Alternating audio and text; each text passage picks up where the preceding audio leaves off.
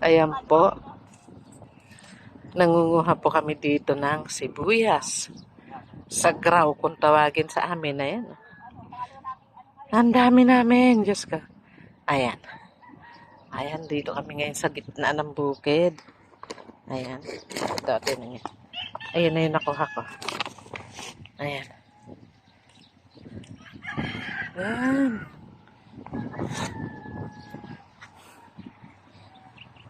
Andito kami sa sibuyasan ng aking pinsan. Naani na ito. Ayan, kaya lang nananagraw kami.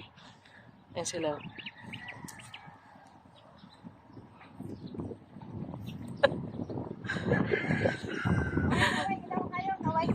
Kaway-kaway!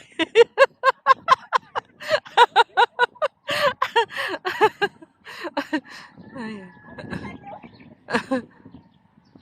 Eh, kapatid ko. Ayan, ayan ako.